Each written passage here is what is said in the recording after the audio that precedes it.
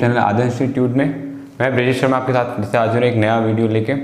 So guys, सबसे पहले तो आप लोग कैसे हैं एंड आई होप कि आप लोग अच्छे ही होंगे, अच्छे ही और बहुत ज़्यादा अच्छे हो। मैं विश करता हूँ कि आप उससे भी ज़्यादा अच्छे हो सकें, हो जाए। अगर आपके पास कोई प्रॉब्लम है, और आई होप वैसे होगी नहीं, बट अगर फिर भी आपको लगता है कि आपको कोई प्रॉब्लम है, सो डोंट वरी, आपको कोई प्रॉब्लम नहीं है। I am with you. This video is only for this is like a motivational video, but ज़्यादा मोटिवेशन की बातें नहीं करूँगा मैं। इस वीडियो में हम सिर्फ इतना जानेंगे कि आप लोगों से बहुत ज़्यादा लोगों का क्वेश्चन जो होता है कि आप सर पढ़ा कैसे जाए, कैसे पढ़ाई करें। खासकर जो बोर्ड एग्ज़ाम्स के बच्चे होते हैं ये ऑफ्टन कंफ्यूज्ड होते हैं कि क्या पढ़ें, कैसे पढ़ें, कब पढ़ें, इतनी सारी चीज़ें, क्योंकि आपको कई सारी चीज़ें मेंटेन करके रखनी होती हैं, जिनमें से आपको कोचिंग मेंटेन करके रखनी होती है, अपनी कोचिंग जाना होता है, स्कूल जाने होते हैं।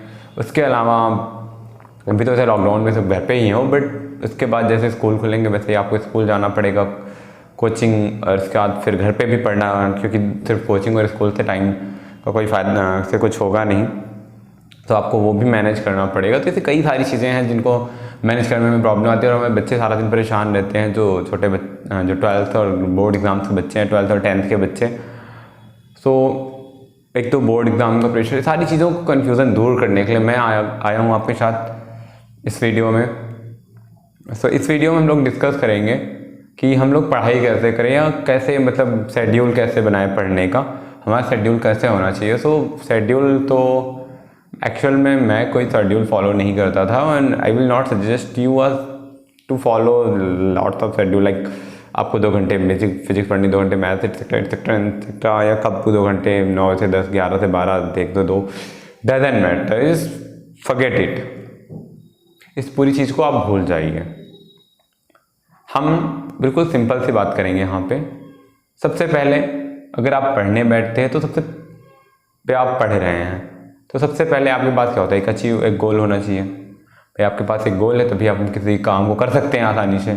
सो सब मोस्ट इंपॉर्टेंट थिंग दैट कि you have to set your goal. सबसे पहले अपना गोल सेट करिए, फिर उस गोल के लिए आपको कितनी मेहनत करनी है उस चीज़ को खुद से सोचिए, फिर आप जुट जाइए उस चीज़ के लिए। अब इसे थोड़ा सा, ये तो बड़ा सा एक हो गया कि यार हाँ मुझे करना है, अब ये करेंगे कैसे, इस चीज़ को हम थोड़ा एकदम एनालाइज करेंगे। हम अपनी डेली लाइफ से रिलेटेड जितनी भी चीज़ें हम करते हैं, सो वो सारी चीज़ों को देखकर फिर हम देखेंगे कि हमें कब कहाँ किस काम को करने का कितना टाइम मिलता है, फिर उस हिसाब से हम सेट करेंगे। सो सबसे पहले जब हम लोग, जैसे आप 12th में हैं फॉर एग्ज़ाम्पल, आप 12th में पढ़ाई कर रहे हैं, सो आप स्कूल जाते हैं सुबह 6-7 बजे, क्लियर। स्कूल अगर ठंडियों गर्मियों में तो 7-7:30 बजे से होता है, या फिर ठंडियों में 9-9:30 बजे से। तो सुबह जब आप सोकर उठते हैं, मैं सुबह सो के उठने स्टार्ट करूंगा और लास्ट में सोने तक का पूरा डिस्क्राइब करूंगा कि आपको करना क्या है, क्या कैसे करना है। आई होप ये वीडियो आपको बहुत हेल्पफुल रहेगा आपके लिए। तो सबसे पहले जब आप सो के उठते हैं, फ्रेश वगैरह होइए आराम से। अगर आपकी सुबह की कोचिंग है तो आप सुबह थोड़ा सा नाश्ता करिए।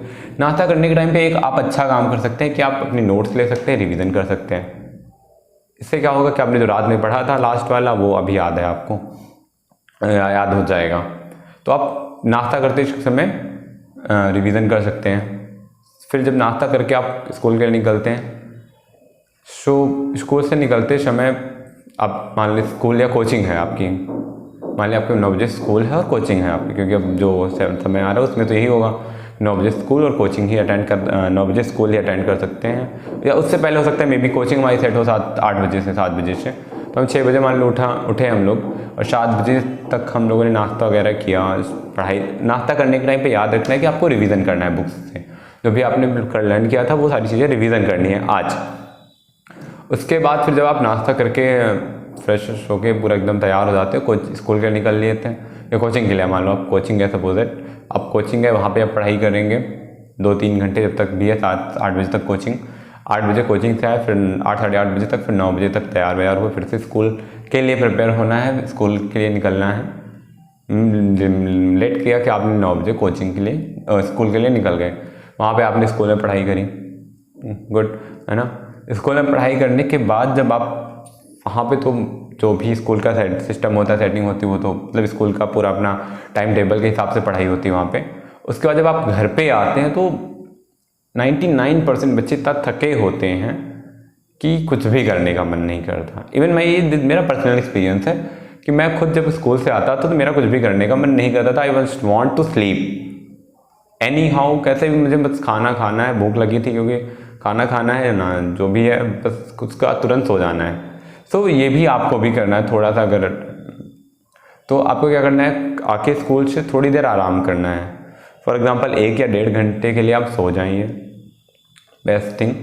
उसके बाद जब आप 1 से 2 घंटे के लिए 1 से 2 घंटे के लिए सोकर उठते हैं तो आप एकदम, जो बॉडी होती है आपकी बिल्कुल चिल होती है, आपका जो माइंड है बिल्कुल काम हो जाता है, एकदम शांत माइंड होता है और एकदम शार्प हो जाता है, और जितनी भी थकान होती है वो सारी चीज़ें दूर हो चुकी होती है, तो हमें ना नींद आती है ना कुछ। फिर हम पढ़ने के लिए बैठ सकते हैं।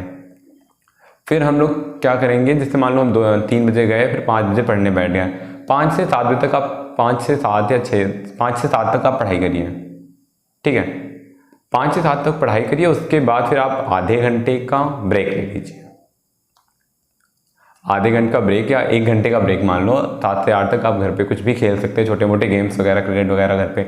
और या फिर क्योंकि आप अगर बोर्ड एग्जाम में, तो आपके पास इतना सारा टाइम नहीं है कि आप बहुत बड़े बड़े क्रिकेट्स में पूरा दिन बिताएंगे।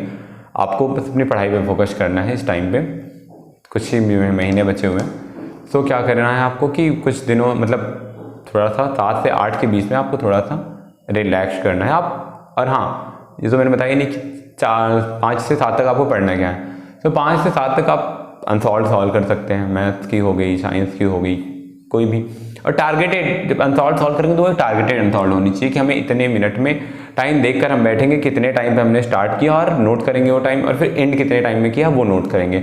इससे क्या होगा, आपको जो टाइम मेंटेनेंस है, वो जो टाइम का है मैनेजमेंट, वो टाइम का मैनेजमेंट अच्छा होगा। एग्जाम्स के लिए बहुत ज़्यादा फायदा होता है इससे। उसके बाद फिर आपने 1 घंटे का जो ब्रेक मिला 7 से 8 का, उसमें आपने खेला, मम्मी पापा के साथ रहे, घर वालों के साथ रहे, एंजॉय किया, दोस्तों के साथ इधर उधर चिल किया, ठीक है, मार्केट वगैरह के गोलगप्पे वगैरह खाए। सो वो करने के बाद आप क्या करेंगे, फिर से 8 बजे आएंगे और थोड़ा सा हल्का फुल्का बिल्कुल कुछ खा पी के, बिल्कुल हल्का नॉर्मल कुछ खा के पढ़ने बैठ जाएंगे। पढ़ने बैठेंगे फिर 8 बजे, 8 से 9, 9 से 10, 2 घंटे हो गए। 10 से 11 पढ़ेंगे आप, 11 से 12, तो ये, और फिर 12 से 1 में भी 2। बोर्ड एग्जाम में तो आपको 2 बजे तक पढ़ना है ज़रूरी, अगर आपको सच में कुछ करना है। हमारे पास टाइम कितने मिले, 8 से 9, 9 से 10, 10 से 11, 11 से 12 और 12 से 13, सॉरी 12 13 मतलब 12 से 1 और 1 से 2, 6 घंटे आपके पास पढ़ने के लिए मिलते हैं। 6 घंटे, इन 6 घंटों में क्या कर सकते हैं हम, इन 6 घंटों को हम जानते हो आप कितना ज़्यादा टाइम होता है, तो अब इनमें से हम अपने पहले कोई सब्जेक्ट्स पढ़ें, अपनी सारी सब्जेक्ट्स पढ़ेंगे। जैसे कोई सब्जेक्ट है आपका वीक है, सबसे पहले वो पढ़ सकते हैं, हम प्रेफर कर सकते हैं, बिकॉज स्टार्टिंग जब हम बैठते तो हमें बिल्कुल नींद नहीं आती। फिर उसके बाद कोई एक ऐसा सब्जेक्ट पढ़ेंगे जो आपको इंटरेस्टेड हो और आपको बहुत ज़्यादा इंटरेस्ट हो, क्योंकि हमें नींद आती है सिर्फ 9 से 11 के बीच में। सो एक चीज़ याद रखना कि 9 से 11 के बीच में कोई ऐसा सब्जेक्ट नहीं पढ़ना जिससे हमें नींद आने लगे। आप स्टोरीज वगैरह ज़्यादा नहीं पढ़नी है 9 से 10 के बीच में। सो ये सारी चीज़ें, इस चीज़ का ध्यान रखना कि 9 से 11 तक हमें कोई ऐसा सब्जेक्ट नहीं पढ़ना है जिससे नींद आए।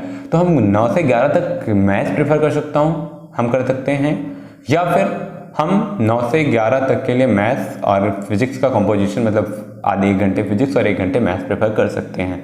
ये इंटरेस्टिंग सब्जेक्ट्स होते हैं, आप पढ़ेंगे मजा आएगी। फिर उसके बाद आपको एक लिटरेचर वाला सब्जेक्ट, मतलब 11 जब बच जाते हैं तो आप एक कहानी पढ़ डालिए। मैं इंग्लिश ले लीजिए, इंग्लिश ग्रामर, इंग्लिश में तो ग्रामर फोकस करना है और हिंदी में भी ग्रामर ही फोकस करनी है। और फिर उसके बाद क्या करना है हमें कि जब 11 बज जाएँ तो 11 से 11:30, 12, 11:30 तक इंग्लिश ग्रामर वगैरह ज़्यादा पढ़ने का मन ही नहीं करता इतना ज़्यादा। फिर उसके बाद आप केमिस्ट्री पढ़ लीजिए, फिर मैथ्स या साइंस पढ़ लीजिए। आप 12-1 बजे 2 बजे तक आराम से सारे सब्जेक्ट्स पढ़ सकते हैं। आपको ये शेड्यूल जब फॉलो करेंगे आप, तो आपको बिल्कुल नींद नहीं आएगी। लेकिन खासकर आपको सबसे ज़्यादा ध्यान रखना है इस चीज़ का कि आपको 9 से 11 तक 9 बजे से लेकर 11 तक, और 9 से 10 से 11 के बीच में जो मोस्ट इंपॉर्टेंट टाइम होता है, तो आप 9 से 10 मैथ्स पढ़ सकते हो। उसके बाद फिर फिजिक्स लगा सकते हो उसी के साथ में। उसके बाद फिर आप कोई और सब्जेक्ट पढ़ सकते हो। उसके बाद फिर आप मैथ पढ़िए, रात भर पढ़िए, आपको बिल्कुल नींद नहीं आएगी। एंड ये मेरा पर्सनल एक्सपीरियंस है, मैंने पढ़ा है इतना, ऐसे पढ़ा है, दैट्स माय पर्सनल ओपिनियन। तो मैंने सोचा आपके साथ साझा करने में शायद कुछ लोगों का भला हो जाए, सो मैंने साझा करने की कोशिश करी।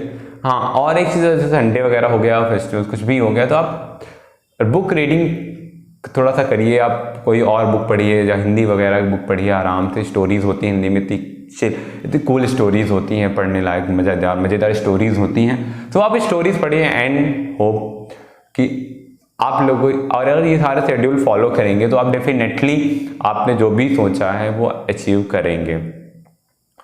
सो यही सारी चीज़ें करनी है आपको सुबह से लेकर शाम तक, एंड फिर उसका सो जाना है। आप लोग बोलेंगे कि सर सोना तो 4 ही घंटे, इस आपके टाइम टेबल के हिसाब से सोने 4 ही घंटे मिल रहे हैं। डॉक्टर ने प्रिस्क्राइब किया कि 6 घंटे नहीं सोओगे तो बीमार हो जाओगे। यार तुम खुद हमारी जो बॉडी है ना, उसे हम जैसे रखना चाहे वैसे रख सकते हैं। अगर हम चाहें तो हम रात भर जाग सकते हैं। हमारी पावर्स बहुत ज़्यादा हैं। एंड अंडरस्टैंड योर पावर्स, और उन पावर्स का सदुपयोग करो, बर्बाद मत करो उन पावर्स को। क्लियर? बीच में जैसे आप मैथ सॉल्व अगर करते हैं तो मैथ के टाइम पे आप ईयरफोन यूज़ कर सकते हो, ताकि आपको थोड़ा सा नींद ना आए और चिल थोड़ा सा महसूस हो।